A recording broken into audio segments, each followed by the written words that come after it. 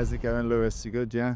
I'm good, mate, and it's good to talk to you after a while, after the brutal march of Prisoner of War, but it's good to be here, mate, and see you again, yes. It's September 14th. The film comes out on the 19th.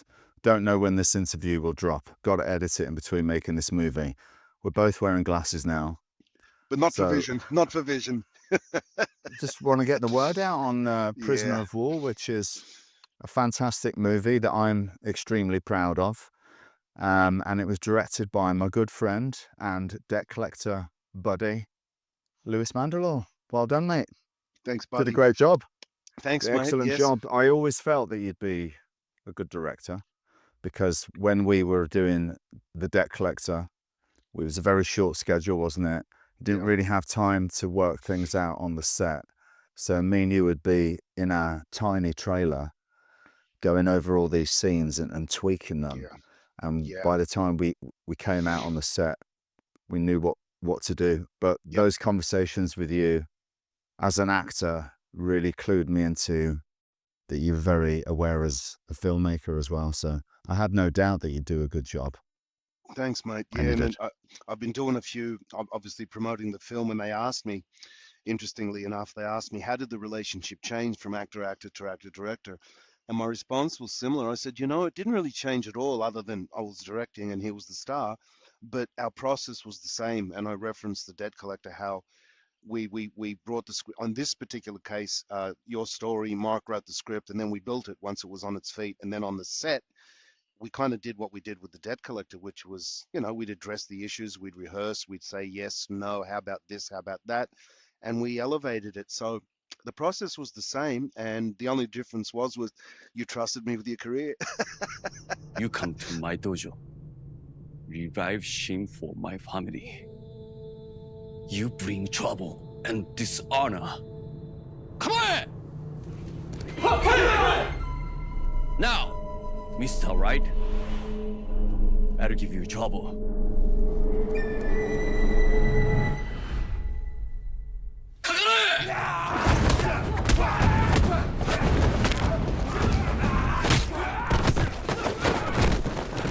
Well, so what happened day one? Day one, we're all pumped. We've finally made it happen. We've weathered a typhoon, a this foon, a big silver spoon. We've gone through it all, and what do you know? The first scene, we've built the dojo, and everyone's pumped, and everyone's posting, and action, and we do a shot, and then second setup, Mister the Machine has to. James Wright throws a left kick to the head, and we say action, and zip, pop. Everything went quiet. Scott, man down, and he's like, "Sorry, Lewis, you sit down." I run up to you, get him some ice, and you just sat there, and everyone went white, I went as you right. would, as you would. I You too. No, remember, I remember the you were stunt so guy pissed heard off, it mate. pop. The stunt guy heard it pop, and I just remember saying to everyone, "I'm sorry, I'm Yeah, you sorry." kept saying, "I'm sorry." Yeah, but looking back, it's an interesting morning. I won't even get into it, but there was a different, in other words, warming up and prepping. But when you make a movie, as you know, sometimes you just go. Nonetheless, what I say, we remained calm. And again, another storm we had to deal with. But as an artist, whatever it is, whatever job, but as a filmmaker, you got to find these curses and turn them into blessings. So tell me if you agree. We had to redesign some of the scenes, and we incorporated a little more judoka, some throws and some chokes, and I Uh, felt like it added a little layer to your action that ended up being a nice curse, so to speak. I don't know if you Yeah, I agree think that it we had to it adjust. probably in some ways helped the movie because the action's got to fit the tone of the film. I always say, Yeah. and Yes. it's very Of easy course. to lean into. Oh, Scott's here. He's known for his kicks. We'll do a load of triple kicks and special kicks and flying kicks, which is all good. And I'm not sure how much that would have changed the movie, but the fact that we were forced to make it in a more of a gritty, realistic sort of way probably was more in line with the telling of the movie and your vision, which was, Sure. played for real. It's not like Yeah. it's over the top martial arts that we needed. We needed it to be like a guy who's fighting for his Yeah. life. Yeah, and once you went down, I remember sidebarring with Alvin and Stephen Rennie, who was incredible with the coordination. And we discussed, I said, look, man, let's just stick with the rules. And Stephen was a karate guy, which helped. But we had, I don't tell people, we had rules because that was the Second World War era. There was a lot of things that weren't being done then. So I remember we'd discuss the judoka and the throwing and whatever that was existing in that period, and we incorporated with the narrative, with your travels. So everything balanced out and made perfect sense. We didn't break any rules, and I'm happy about that too. It's trying to stay, authentic within that period. It wasn't easy, mate, because yeah, you can do things that I assume they weren't doing then, and we had to like pull you back a little in some ways.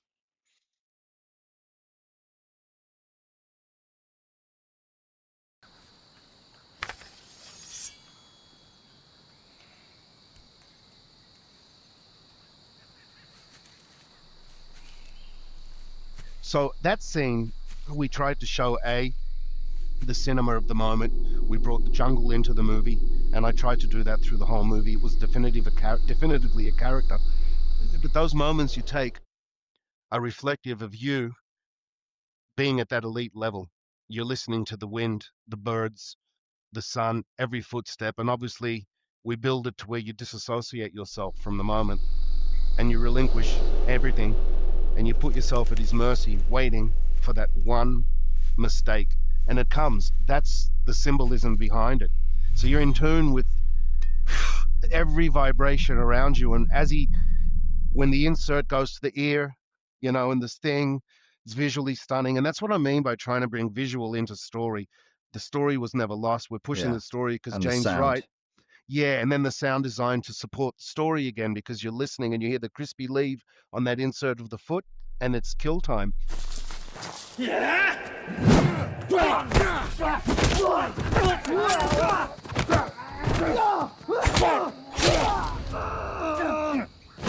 I remember we discussed it's a martial arts movie first, and you said as much cinema, but don't forget it's a martial arts movie. Then we discussed about the fantasy, about the forbidden move, which we'll get to, I guess, in a minute. And then we both agreed that the whole point about this movie, the World War, is the background. It's the relationship between Ito and James, and the movie to me begins when you first meet. And he underestimates you for a master, and that's the art of war. Dismiss him, behead him, boom. Not only do you come back, you kill his best friend, right? So we agreed on you having this special, like a real true master, a little bit of that martial arts throwback that we love with cinema. So you were at a level that he couldn't even comprehend until he releases you at the end. That's the director's story. He says, no way, this is a legend. He deserves to live. And all the shit he did, he's given back to you at that point. Yeah, we had a lot of conversations about, well, how martial arty do we take this? And Yeah. we came across something that wasn't in the original script, but because of your background in martial arts and what you've encountered with the iron palm, the iron fist training with you see through Winston Omega, we Correct. Yeah. tried to give that to my character. Yep. And something that Ito would recognize as, oh, this is special. This guy Yes. knows something that even I don't Yeah. fully understand. Yes, and again, as the filmmaker, the author, in a sense of the film, when we incorporated him doing it through the desk, he's been looking for this. So he's like, I'm like halfway there. This guy's, how does he, what this is, every martial artist, correct me if I'm wrong, who listens to this, at some point you've had the conversation. I know a dude who knows the death, you've always, the old Jet Li movies, it's the old death punch, but somehow we incorporated in there. Yeah. And I'm thankful you had faith, because we both thought right to the end, is it too much? But I got to tell you, at the end, and that amazing actor at the end, when I told him, by the way, when he finally shows it to you, I said, it's orgasmic, bro. It's like you see God. And it would be if someone did that to you, right? Because we're all searching for this, our whole martial arts life. And then someone shows you that it exists. So it does pay off. It's a beautiful moment. I nearly cry at that moment. I'm like, this is beautiful.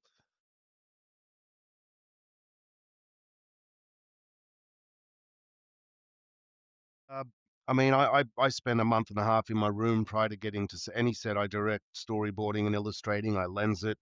And as you know, I do my own choreography with the actors leading into the action. And Niccolo Delafredo, who you've worked with a few times, he's amazing. He's my right hand. Still can't say his name, though. I always mess it up. Say it again. Niccolo Delafero. I don't even know if that's right. Sorry, Niccolo. Niccolo Delafero. Yeah. Delafero. I just go Nicola de la... Well, as you know, Nick D, we'll call him Nick D, yeah? Yeah, Nick Nicky D D. is a beast. So we discussed big lenses, no handheld, just studio-esque, man, steady, tracks, etc. And the thing about you that I keep saying is we don't need to cut away and cheat. We want to see our star do these movements. So that's with the action and mixing that in with the narrative. Yeah, man, I love cinema. They laugh for me for that word, the crew and my partners. Cinema. That was the Yeah. most said So phrase. Cinema. yeah, because they would say, Lewis, why is that going to work? Because it's cinema, God damn it. That would be my excuse for everything. But I meant it. Because sometimes it's narrative, sometimes it's visual. And as a filmmaker, you got to ask yourself, well, this is beautiful, but how can I intertwine the two? Moments like when Ito approaches you when you're tied up. I had him stand there and no words. And I remember saying to you guys, just eyeball each, just eyeball. And we let that play out. And there's moments like that that breathe through the movie. And I feel like that's what makes it, I guess that plus other things gives it another layer that the audience are appreciating. It's not your typical over the shoulders and cut and your masters. It's not like, let's get to the dialogue. No, on the contrary, we decided, and again, my producers and Welgo trusted, and the movie runs a little longer than the regular movies. I wanted it even longer, but there's rules. But we got enough of those moments. Yeah, man. So it's risky. But if you feel when you're shooting it as a filmmaker that, I mean, you're digging it because you have the edit in your head, you got to trust in it. And this time, I hope people appreciate it, man. Yeah. Well, And one more thing, people may understand that. I think they all know it, but Scott Adkins, you're the action hero and the icon at the moment. But I keep telling everyone, mate, you can act with any of them, the best of them. And I've got a lot. I did like 40 interviews, and I've got like 1,000 messages on social media.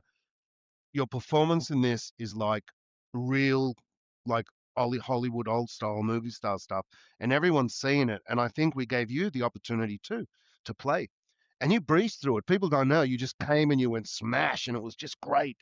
So yeah, man, performances are important in action movies too, right? Correct me if I'm wrong.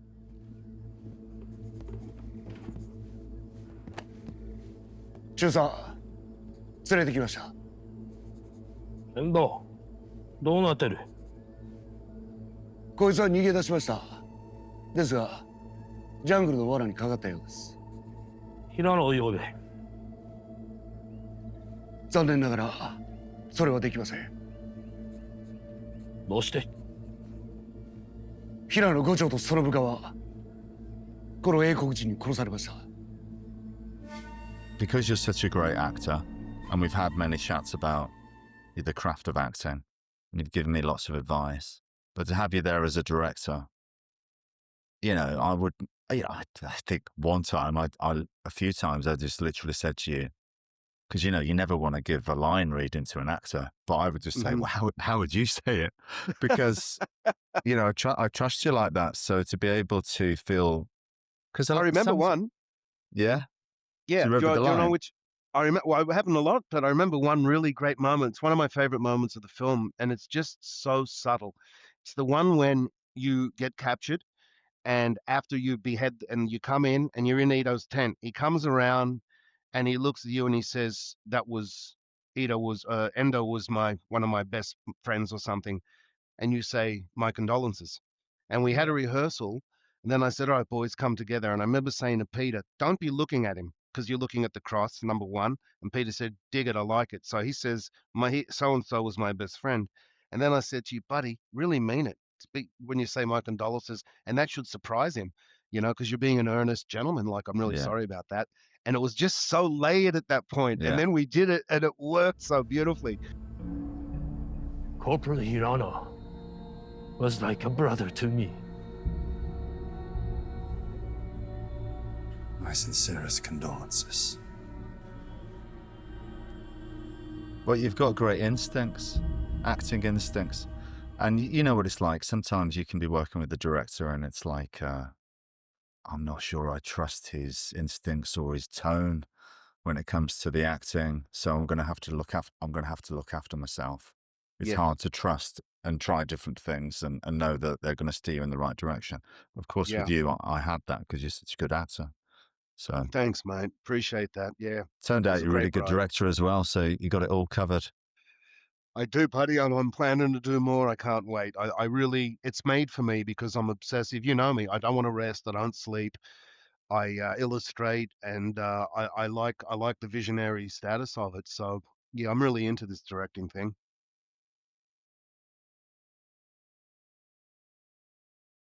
I remember when we sent Scott the lock picture.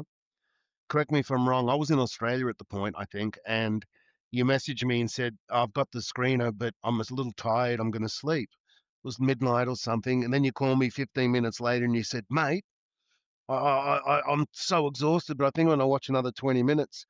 And then the next day I get a message. You said you watched the whole thing till 2 in the morning and then you watched it Yeah, again. I was Yeah, hooked. yeah. That's I the was greatest hooked. feeling from Yeah, a filmmaker to get from their star, buddy. It made me, especially yeah. when it's you that a movie that you're in, because you know the first time you watch it, you just normally I just hate everything about myself, and so I have to get through that. Then I watch the film another couple of times, and only then can I enjoy the movie for what it actually is. But I didn't have that experience because everything was working, Yeah. and I got instantly hooked into it. And I think the first, yeah, the first like, well, all of it, but the first 30 minutes, it's like, it's great.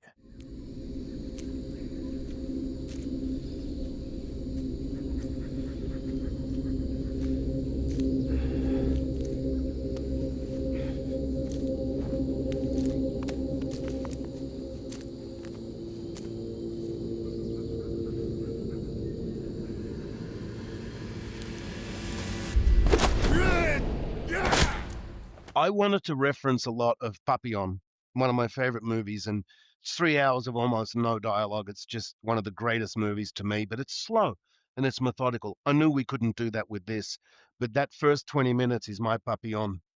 It's a little homage. Yeah, but it's not slow. Not There's at a lot all, going my on. God. It's yeah, In the screenings, for those of you who haven't seen it, there's the first sequence where Scott gets attacked, more or less, and you do the jump kick and you kick, yeah, yeah, that when you kick him into the boom boom, that moment, every screening I've been to, the audience just goes nuts because it's built up, the big jump, the slow mo, yeah. like there's a scream there, but that double kick, and it's one after another, and then it's Kasugi goes, and then it's like everyone, the reaction, buddy, it was just warmed my heart. But that's one of my favorite moments. We ramp it, But and then what people don't know is that the doing of that was complete chaos I was crazy. because we're like trying to, we can see the clouds coming over and you're like, right, it's about to piss down in a minute. We are screwed. We've got to get this shot right now. Otherwise we'll. Meanwhile, I'm in my tent and there's a flipping river running through it. Like I'm trying to get my laptop out of the way. Jesus Christ. I don't know what we were thinking making this movie in the rainy season. Here's my lovely tent. This is the water pissing through. It's so true. And yeah, I mean, in a previous interview, I said as everyone was going through Yeah. their thing, but for me, I had the Good. editor, God bless Austin Nordell, who cut this so perfectly. He always does. He's a savant. But I had him on one phone. I had Klebby in my ear. Then I had Nico in my face. And I'm like, wait a minute. It's raining. It's not raining. It's clouding. It's sunny. And it would happen over and over again. So we just had to be smart. And I had to pick things that I knew I could blend at some point. But what you can't control is you're in the middle of a take, and then all of a sudden it goes from a torrential, dark, grey moment to a beautiful, hot, sunshining day. That you can't fix, and that happened a lot. So yeah, plus the rivers running Yeah. through the set. But hey, man, that's how you. I don't know. Somehow you squeeze in some magic through that mayhem. Yeah. The music, the Yeah. sound design. Yes. You know, who did the music? It's A really gentleman phenomenal. called Tassos. Uh, uh, one of the new crew, so to speak. Tassos. I don't want to mispronounce his second name, but he's on the credit. Music by Tassos. Amazing score. Yeah. One of Austin Nordell's guys.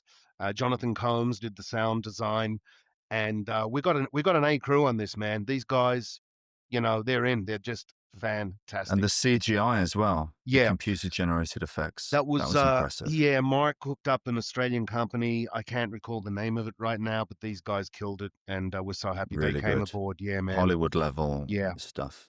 How'd you Yeah. feel when you read the script? Because that was one of the hardest things, that reading that sequence at the end, you're like, how's Mandylor going to pull this off? Me too. I was like, Well, I'll be honest. When we were in we'd built the plane, and there's only part of the plane there. you're And, worried? it's pretty rickety. Yeah. Of course And you were. you're doing those sequences where you're taking off and you're getting to, you're being pulled to safety, and you're trying to build up the emotion and be really like serious about it, and you're giving everything you've got, and then you say cut, and you're like, Yeah. is that going to be all right? Because Little riggedy I'm not chat. sure about how this looks. That's why But it looks brilliant. Yeah, that's why for all the aspiring actors, you got to commit, because if you got a director and a crew that know what they're doing, they'll sell it. And I got to admit, even as an actor, when we were rehearsing, I'm looking around at this rickety little cabin, and I'm thinking, oh Jesus, can. But again, it's what's in that frame. That's all that matters. And when we frame up the little smoke and the color toning and shaking it with the leaves, voila. Yeah, and it was like being inside a greenhouse in the middle of the Philippines in August. Yeah. So I almost died that day. I Yeah. think a few of us almost died. God, that was hot.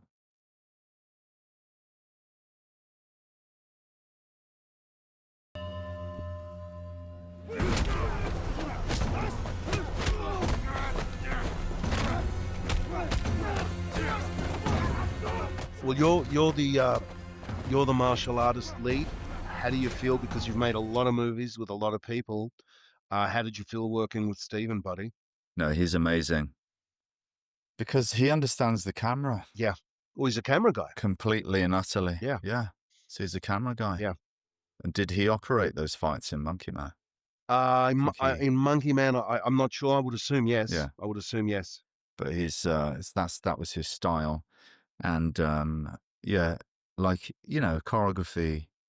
It's choreography. A kick is a kick, and a punch is a punch at the end of the day. Mhm. It's what you're doing with the cinema of it. Correct. It's important. And playing with the speed and different angles. But we got a great Steadicam operator to come over from Thailand, didn't we? Yeah. One of Nico's Can't boys. remember his name. Yeah. Big, thick calves. Yeah. Kept that thing up on him all day. He was a big boy. And when you've got an operator like that, when you've got an operator that is in the right position every time, and you can rely on him. And even like if the performer's made a mistake, he's adjusting. that knowledgeable that he can adjust. Yeah. That really helps. There's nothing worse than doing many, many takes because the operator's not keeping up with the stunt guys.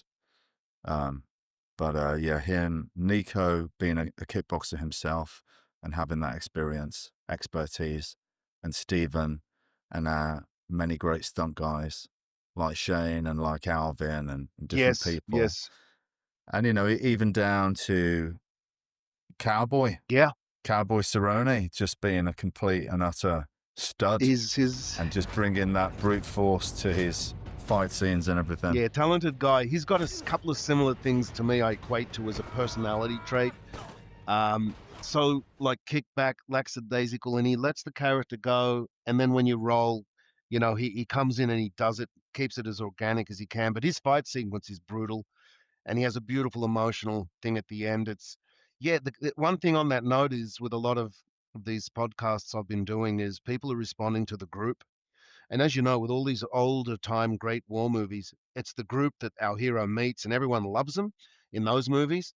And what seems to be happening is the response to like Gary and Michael and Michael Coupon and just the guys, it works. And when you walk in and you meet him with Beardy and everything, there's a great camaraderie there, and it's really coming through to the audience. I'm real happy about that because it's important. Without that, all that part of the movie would be kind of unappreciated, Great cast of actors, great performances all round.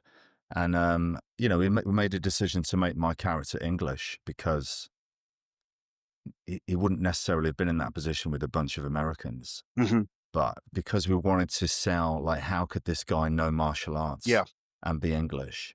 And we came up with the idea to have him be a guy that's grown up on the streets of Hong Kong and he's the son of a wealthy textile businessman. And because the whole backstory, which isn't necessarily in the film, that my father was a war hero and I lived in his shadow. I had a bit of a strained relationship with him. When he dies and the World War II kicks off, I take it upon myself to move back to England and enlist in the RAF and become a pilot to kind of live up to my father.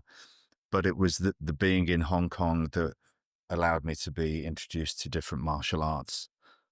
So I think we could make a prequel We could. about this character. We could. It would be an interesting I story. think we could. And on that note, two things. One is that what me and you more or less built with Peter Shinkota Azito, who just absolutely destroys it, is that you're both these characters were kind of their father's sons. They both had the strong father in the military background, and that's what I love too. And we didn't hit it on the nose too much, which is great, but it's definitely there. Oh, mine too. Your father war hero, mine too. You know, your father. You know, that was a great layer, and I think the audience gets that as well. We sent on a support mission to back up the Allies' last stand. There were 10 of us. We took off from a banana boat on the South China Sea. We were told that the Filipinos had a foothold in the peninsula, but I guess that was bad intel. By the time we arrived, the Japs had pretty much wiped everyone out. Turned out to be a bloody suicide mission. I was hit, ejected over the water, dead of night. Somehow washed up here. So the Brits, are they coming to liberate us or what? And you are? Action's action, as you said, typhoons are typhoons. But one thing in most action movies that I personally feel that is missing, sometimes when it's missing, are performances. So people have asked me, what do you define different about your movies? Besides the brutality and the violence, I hope to think that I'm big on getting good performances. It's so important, and we did that. But what people don't know is, because of the typhoon and losing 2 days and swinging the set, interior Edo, then going back to the camp, drilling it out, building those tunnels so the water we were a day behind. So I swore to production, Mark Levinoff and Brandon mentioned, because we're under a lot of pressure, especially me, because I have to deliver this for them now. I told them we're a day behind, but on the 18th day out of 21 days, if you can recall, we did 18 pages of dialogue one night. And basically, to the audience, we shot 95% of all the interior dialogue scenes with the convicts in one night. And that night, not one raindrop, not one piece of wind. It was the most still, quiet, but serious night. There was no jokes, no one laughed, and we shot 18 pages. But underneath, towards the 12th, 11th, 12th hour of that day, you could see everyone breaking, including me. It was such a grind because getting performance is so mental and so serious, and a bunch of actors on set. That was my most interesting evening as a filmmaker and an actor and everything, because it was a monster, but we did it. And when we did that, we knew we had the movie, buddy. And you knew you could do it as well. You kept saying, no, don't worry, we're going to do it. We're going to make it happen. I believed. Because, we were behind. We were behind. I believed we could do it. And I proved that we could, And I've worked with Miko a lot, and we've done similar things before, but not at that magnitude with that many pages. That's because you knew that Adkins would remember his lines. No, I tell people, buddy, you're first there, your performances are great. And that's one thing about the big boys. That's why you get, that's why you get what you get, because you deliver. And you got it. And it's pressure. Think it's easy, man? It's a very stressful environment. Very stressful, especially when you're beating the shit out of each other as well. On that note, buddy, for the fans, as a fan, people ask me, because I do action movies. I've done some heavy duty shit where I've destroyed myself and done some big action, but you do the biggest. How does it feel, man, when you have such a big schedule of action and you do the lunch and you cool down and you have to mentally prep to do some really intense stuff? Do you have a method, or do you just go for it? Try not to eat lunch, to be honest, because it'll slow you down and make you feel heavy. I'll have some fruit. What have you famished? Just something. Well, in to the keep back you of my going, mind, I'm always like, well, at least I'm going to look ripped. So I'm going to skip lunch. I might have a banana and some blueberries and an orange. But you don't want to feel heavy. So do you? But honestly, I prefer it if it was just like a continuous day and we don't stop on an action day. Correct. Because as soon as you cool down, you're risking getting injured. Injured. Yeah. Yeah. That's what people don't realize. That's the hardest thing to do. So my next question, Machine, is do you prep for a film like one would for a fight, actually, which I think action stars should? I try to do it because it's a grind, such a grind. You have to be in top physical condition, mentally and physically. Yeah, I mean, kind of yes and no. I'm always training. You know, I'll go home and then there's like after a film, you're gonna try and rehab some injuries, maybe try and get fixed up. But just continually training because your body needs to be used to the abuse of daily putting yourself through the ringer. Um, but obviously you can't do that like consistently all the time. You need to take your foot off the gas at some point. But when the film's approaching, you've got to build up the intensity of, okay, I'm training every day and my body is used to that. If I went Yeah. into a really intense movie and I hadn't been training for a bit, you know, it's going to be a shock to the system and something's going to break. But you break anyway sometimes, you know. Actually, I should Yeah. have been in better shape coming into Prisoner of War than I was. I actually was doing a lot more weights than martial arts, and that's probably why I did Okay. Miami. But Interesting. my abs look good. The arms look good. Oh, you look ridiculous. You look ridiculous, buddy. It's great. Are you excited about the release, man? Are you excited about the response from the public? Yeah, look, I'm very excited for people to see it. Look, man, Yeah. I make a lot of movies. This is my job. It's what I do. There's nothing better than having a film coming out that you're proud of. And, Yeah. you know, we don't get given a lot of things to play with. You have to over deliver with not enough money, not enough time, not enough resources. I had this opportunity with you and to give props to Mark Klebanoff and all the other producers that went through Yes. hell and back and allowed us to Yes. deliver a great movie for the fans. You know me, I don't take this for granted. I'm very fortunate to be in this position. We both are. We want to keep doing it, and the best way we can keep doing it is delivering a good movie. And you have True. you have enabled that for me. I've got a movie coming out that I'm so proud of, and it's all down to you, Lewis. Thanks a lot, mate. We'll do it My again. pleasure, buddy. Yeah. Thanks for the faith, and it was an honor to be in that position. I've dreamt it for since Debt Collectors, and we achieved it. And that's thanks to you, and obviously a big thanks to Mark Klebanoff and Jerry Klebanoff, Brandon mentioned, Nicola De La Ferro, Stephen Rennie, and Alvin. The rest goes on. The And great cast. Michael Great Copon. Copon, Yeah, yes, who's indeed, Mr. acting in the movie Copon. too, producing as well. Yep. Yeah. Who else, mate? Great Well, experience, and thanks yeah. to all involved. Gregory Siegel, thank you, sir. Yeah. So Um, many, we forget. yeah, I've had too many blows to the and head. I easily forget. oh, mate, yeah, it was a real pleasure, and I'm excited. I'm going to actually buy it when it comes out wherever I am because I like doing that. I like Yeah. seeing it as though the world's seeing it for the first time. Yeah. Yeah. Prisoner of War, September 19th. You're going to love it. Check it out. And me and Lewis are going to get something else going for the future, right, Lewis? Yes, so we are. Cheers, guys. Thank you, Scott. It was a pleasure, buddy, and it was good to see you. And we'll be in touch, buddy. I'll reach out a week after it's released, and we'll commiserate or we'll celebrate, my brother. All right, Lewis. Thanks, mate.